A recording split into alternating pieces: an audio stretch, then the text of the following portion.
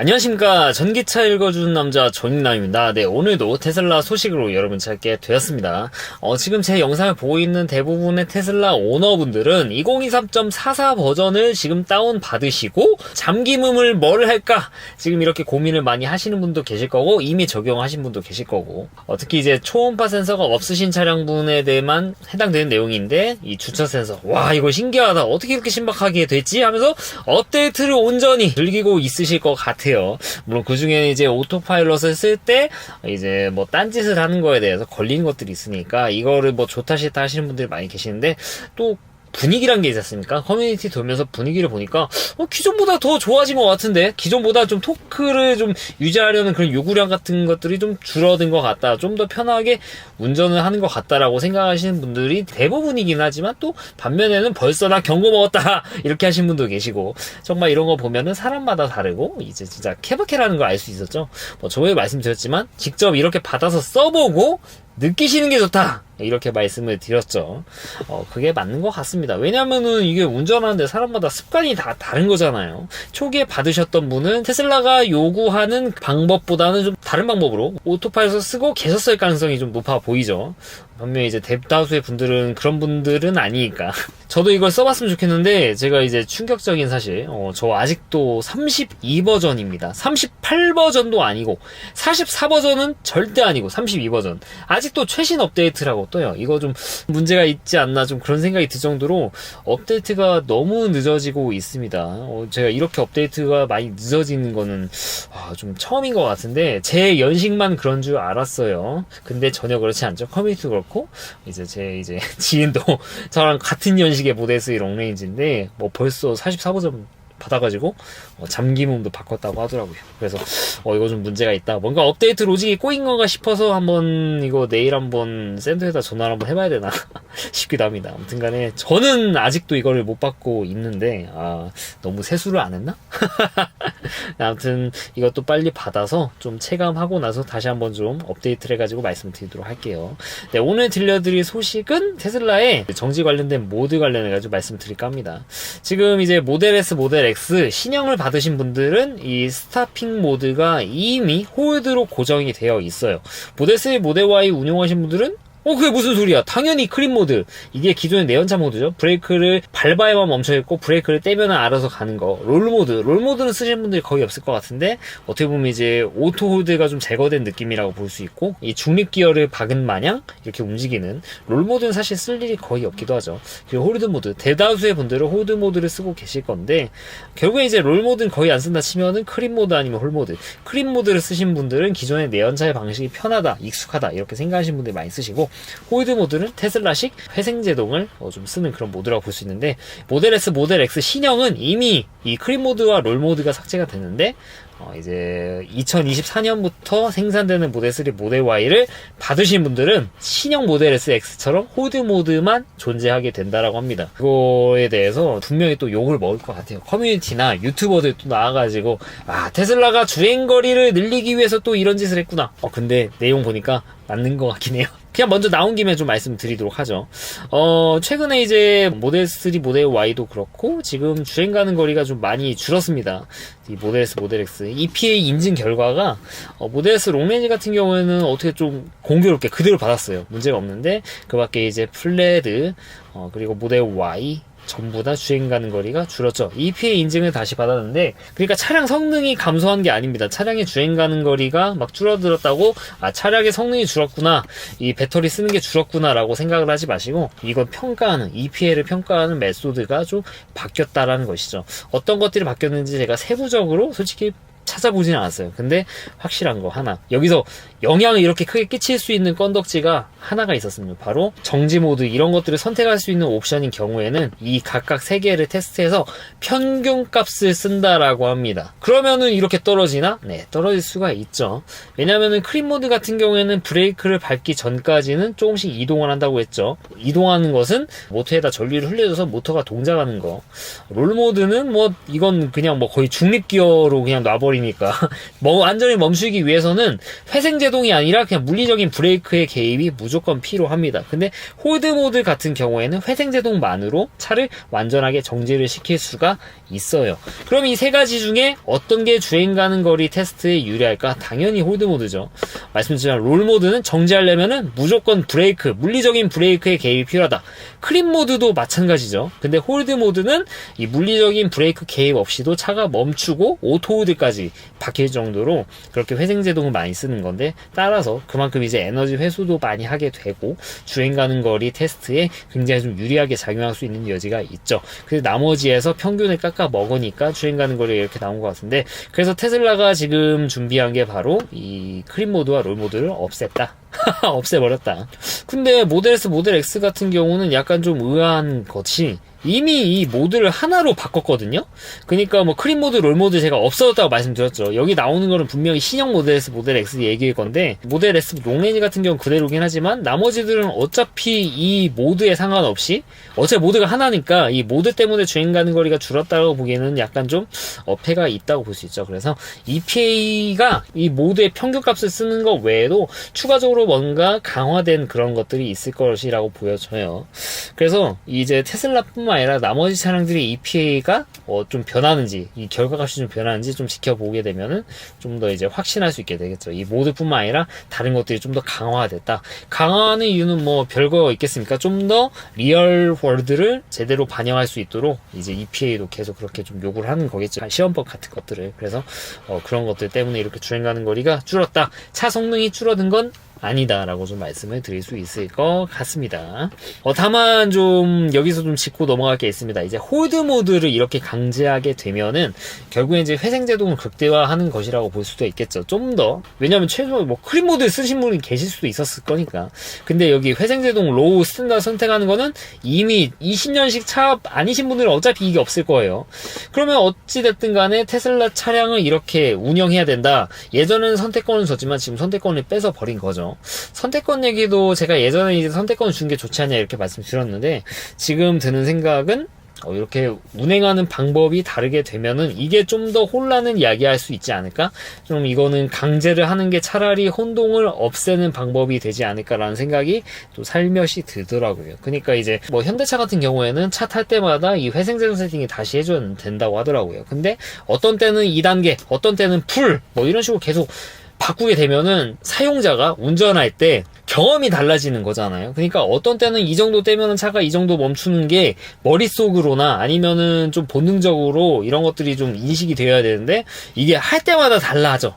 어떤 때 2단계, 어떤 게 4단계, 어떤 때는 뭐 맥스, 이걸 막 할 때마다 막 쓰게 되면은 이런 조건 같은 게 달라지잖아요. 어느 정도 해야 이 차가 멈춘다, 이런 감 같은 게 달라지니까 되려 이런 것들이 혼동을 야기하지 않을까 그런 생각이 들기도 해요. 그래서 아예 그냥 테슬라처럼 이렇게 강제를 하는 것도 좋겠다 싶기도 한데, 제가 무조건 테슬라를 옹호하는 거 아닙니다. 이걸 말씀드리려고 한 건데, 테슬라 같은 경우 제가 이제 1년 반쯤에 이런 얘기를 드렸을 겁니다. 아마 이걸 말씀드리면서 22년도 5월이죠. 이제 회생제동을 할 때 블렌디드 브레이크로 작동한다고, 그냥 뭐 편하게 말씀드릴게요. 테슬라 차량들이 충전이 많이 됐거나 추운 날에는 회생제동이 제한이 되는 거 테슬라 오너분은 다 아시죠? 근데 이것도 제가 방금 전에 말씀드린 거 그 논리로 가져오면 이것도 이렇게 되면 안 되는 거예요. 왜냐? 회생제동이란 것은 뭐 악셀을 떼면은 이 정도 멈춰야지 하는 그런 감들이 있어야 되는데, 충전을 많이 했다고 이게 갑자기 이 정도 멈춰야 되는데 저만치 멈추게 돼.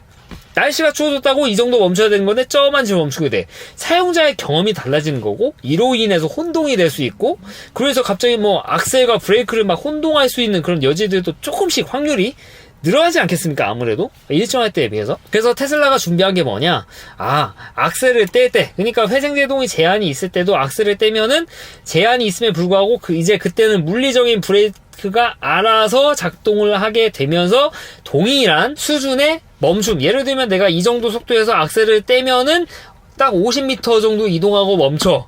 근데 충전을 다 했어. 회생제동 제한이 걸렸으면은 50m를 넘어서 멈추게 되겠죠. 근데 이 회생제동 제한이 걸렸을 때 물리적인 브레이크가 알아서 개입을 해준다.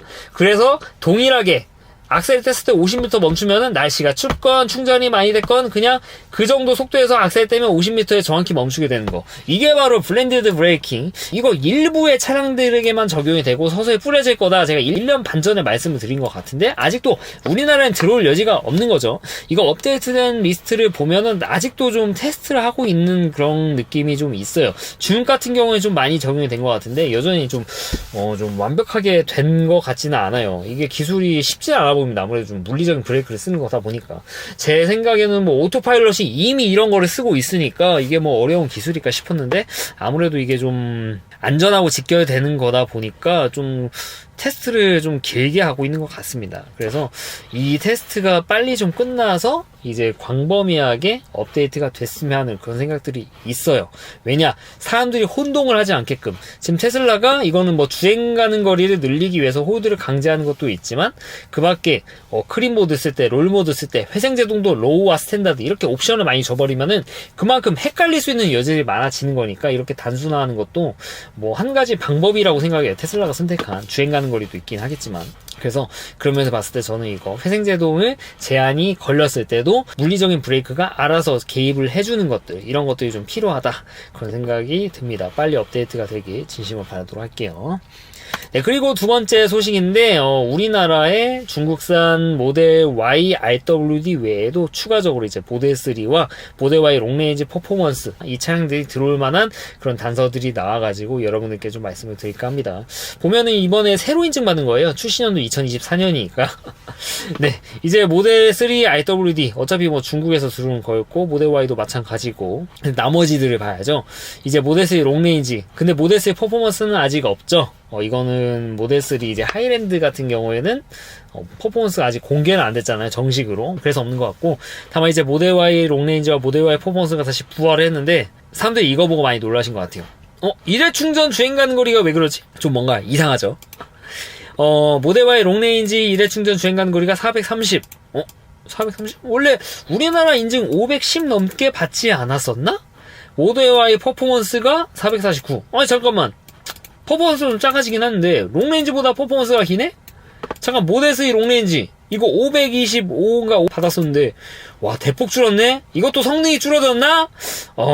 좀 많은 생각을 하실 건데 근데 이 부분은 제가 아까 말씀드린 그 EPA 방법 때문에 그러니까 이거 측정하는 방법 때문에 이렇게 주행 가는 거리가 줄었다? 분명히 영향이 있을 수는 있어요. 우리나라도 어떻게 뭐 바뀔 수도 있죠. 게다가 시험하는 것이 바로 이제 테슬라가 직접 하는 거다 보니까 좀 보수적으로 뭐 잡을 수도 있죠. 주행 가는 거리 테스트를 할 때. 그래가지고 이제 허가를 받는 거니까 보수적으로 갈 수 있는 건데 근데 그러기에는 너무 많이 줄었죠. 특히 모델 Y 롱레인지, 모델 3 롱레인지 같은 경우 그 폭을 좀 넘어서 10%를 넘어섰잖아요. 이 정도면. 왜 이런 일이 발생했나? 확실히 나온 건 아니지만 제가 나름 좀 이것저것 좀 찾아본 결과 새롭게 인증받은 차들은 전부 다 중국에서 들여온 차를 우리나라에 팔겠다라는 그런 전제를 먼저 깔고 시작하도록 할게요. 중국에서 들어오는 뭐 하이랜드나 모델 Y 롱레인지 퍼포먼스 뭐가 좀 달라지느냐? 뭐 모델 Y RW처럼 뭐 LFP에 쓰는 것도 아닌데 여기 들어가는 리튬 배터리가 달라집니다. 무슨 말이냐? 미국 프리몬트 공장에서 생산되는 우리나라에 지금까지 들어온 모델 3 롱레인지, 모델 3 퍼포먼스, 모델 Y 퍼포먼스, 모델 Y 롱레인지 전부 다 파나소닉 NCL 배터리가 들어왔었어요. 근데 중국에서 생산되는 모델 Y 롱레인지 퍼포먼스 차들에는 어떤 배터리가 들어갔냐? 바로 LG 에너지 솔루션의 NCM 배터리가 들어왔습니다. 그럼 배터리 차이로 이런 차이가 난다고? 네, 그런 걸로밖에 지금 해석이 되지 않아요. 시험법을 바꿨다고 10%가 감소한다? 이거는 좀 설명하기 좀 어려운 것 같죠. 그러면 LG 배터리, 야, 우리나라 3원계 잘한다고 했는데 왜 이렇게 해요? 그럼 파나소닉보다 딸리냐? 테슬라가 쓰고 있는 배터리, 이미 뭐 커뮤니티를 통해서 좀 많이 이야기가 된 것 같은데, 파나소닉보다 이 LG 배터리, 테슬라에 들어가는 차입니다. 테슬라에 들어가고 있는, 그러니까 파나소닉과 LG가 같이 들어가는 그런 테슬라 차량 기준으로는 파나소닉에 들어가는 배터리 밀도가 좀 더 높은 편이에요. 그것도 약 한 5% 이상 좀 높습니다. 차이가 한 7kW씩, 6kW씩 그 정도 차이가 나게 돼요. 뒤에서 설명드릴 건데, 그러면 미국에 들어오는 애들보다 중국에 생산되는 롱레인지 이상급 차량들이 약간 배터리 밀도가 낮은 건 알겠어. 근데 이거는 뭐야? 모델 Y 퍼포먼스는 왜 롱레인지보다 주행가능 거리가 기냐? 그래서 뭐 커뮤니티 찾아보면은 여기에는 파나소닉 배터리가 들어간다, 얘는 LG 배터리가 들어간다. 그럼 얘는 왜 파나소닉이 들어가냐? 퍼포먼스를 위해서 좀 더 배터리 사이즈가 좀 큰 거, 출력을 더 낼 수 있는 게 바로 파나소닉 배터리라 그렇다라는 얘기들도 있는데, 제가 알기로는 중국에서 생산되는 모델 Y 퍼포먼스라도 LG 배터리가 들어가는 거는 맞는 것으로 알고 있거든요. 그래서 왜 그런 거 하고 제가 좀 찾아봤는데, 뭐 이런 얘기들이 있습니다. 네. 오랜만에 나오죠. 제가 예전에 이제 비오르님 영상 굉장히 많이 틀어드렸는데 보시면 이제 뭐 모델 Y 퍼포먼스 1년 전에 찍으신 건데, 약간 이거는 감안하셔야 됩니다. 여기 와 있는 모델 Y 롱레인지, 얘는 중국산이에요. 근데 여기 지금 테스트하고 있는 모델 퍼포먼스는 기가베를린. 일단 그 차이는 있습니다. 하지만 일단은 주행 가는 거리 결과 보시죠. 퍼포먼스가 롱레인지보다 깁니다. 20km 정도를 더 가죠. 뭔가 이상하죠? 아니 어떻게 퍼포먼스가 그럴 수가 있지? 원래는 롱레인지니까 멀리 가야 되는데 왜 퍼포먼스가 오래가? 캐패시티가 좀 차이가 납니다.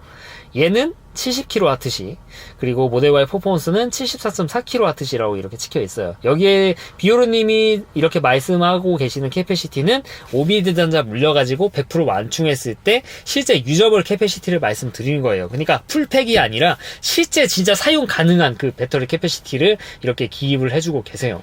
그럼 뭔가 이상하죠? 퍼포먼스는 74나 들어가 있는데 롱레인지 70밖에 안 돼? 뭔가 이상하다. 이거 중국산과 기가베를린산 차이 아니냐? 기가베를린에도 LG 배터리가 들어가게 됩니다. 야, 그럼 또 이상한 거. 야, 우리나라에도 OBD 단자 물려가지고 테스트 하시는 분들이 많이 계신데, 모델 Y 롱레인지는 유저볼만 하더라도 거의 뭐, 차 받았을 때 76, 77 막 그러던데? 근데 어떻게 70이야? 10%가 차이 나네? 참고로 비오르님이 여기 이때 모델 Y 롱레인지 이때 체크하실 때 차 받은 지 얼마 안 된 상태예요. 그래서 열화 안 된 겁니다. 그렇다면은 뭐다? 그렇습니다. 파나소닉 배터리에 비해서 LG 배터리가 확실히 유저블 캐패시티가 확연히 낮은 거를 보실 수 있고, 이 정도 급이면은 사실 좀 낮은 편이긴 한 것 같아요. 제 차가 지금 이제 11만을 향해 가고 있습니다. 제 차는 이제 2020 모델 3 롱레인지인데 미국산이죠. 제 차가 이제 열화를 진짜 10% 정도 먹어가지고 유저블 캐패시티 측정하면 한 69, 70 이 정도 나오거든요. 그러니까 제 차가 열화 10% 정도 먹은 거랑 거의 유사한 수준입니다. 이런 캐패시티가 실제로 주행 가는 거를 테스트하면은 제 차는 이거보다 더 나오겠죠. 왜냐면 모델 3가 롱레인지보다 확연히 확실히 전비가 좋기 때문에.